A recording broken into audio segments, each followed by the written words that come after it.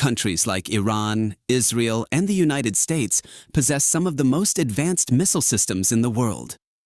A missile launched from hundreds of kilometers away could reach its target in just a few minutes, sometimes before defenses even have time to respond. Some of these weapons travel 3 times faster than the speed of sound. Missiles like BrahMos, P-800 Onyx, and YJ-12 are specifically designed to strike before defense systems can react. But how do these missiles actually work? And why are countries investing billions into weapons that move faster than sound? Let's break it down.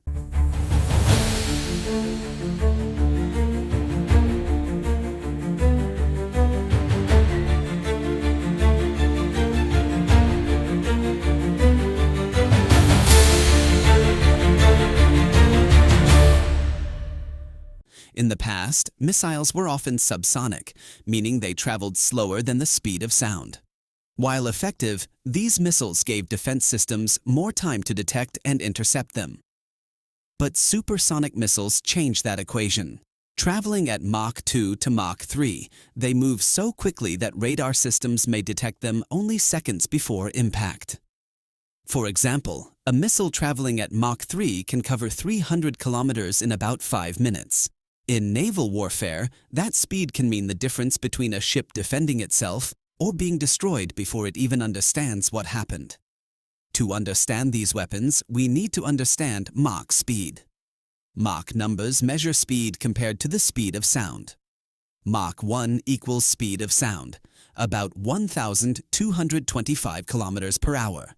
Mach 2 equals twice the speed of sound. Mach 3 equals 3 times the speed of sound. Missiles are generally categorized as subsonic, below Mach 1, supersonic, Mach 1 to Mach 4, hypersonic, above Mach 5. Supersonic missiles occupy the middle ground, faster than traditional cruise missiles, but easier to produce than hypersonic weapons. This makes them extremely attractive for modern militaries. One of the key technologies behind these missiles is the ramjet engine. Unlike regular jet engines, ramjets have no moving parts. Instead, they rely on the missile's speed to compress incoming air. Here's how it works. First, a rocket booster launches the missile and accelerates it past Mach 1. Once it reaches supersonic speed, the ramjet engine activates. Air enters the intake at high speed, gets compressed naturally, and fuel is injected and ignited. The burning fuel creates high-pressure exhaust gases that exit the nozzle, producing powerful thrust. This system allows the missile to maintain extreme speeds for long distances. Several countries have developed powerful supersonic missile systems. One of the most well-known is the BrahMos. It travels at nearly Mach 3 and can be launched from land, ships, submarines, or aircraft. Russia also developed the P-800 Onyx, designed primarily for anti-ship warfare. China operates the YJ-12, which is capable of threatening large naval fleets. These missiles are especially dangerous in naval combat, where large warships rely on radar and missile defense systems to survive. When a supersonic missile approaches at Mach 3, ships may have less than a minute to respond. Supersonic missiles are difficult to intercept for 3 main reasons. First is speed. A Mach 3 missile travels around 1 kilometer every second. Second is low-altitude flight. Many cruise missiles fly extremely close to the sea surface, a technique known as sea skimming. This allows them to stay below radar detection for most of their flight. Third is maneuverability. Modern cruise missiles can change direction in the final stage of flight, confusing missile defense systems. Because of these factors, intercepting a supersonic missile is a major challenge even for advanced defense systems. While supersonic missiles are already powerful, the next generation of weapons is even faster. These are called hypersonic missiles, capable of traveling above Mach 5. Examples include systems like the DF-17 and KH-47 M2 Kinjal. Hypersonic weapons combine extreme speed with maneuverability, making them even harder to intercept.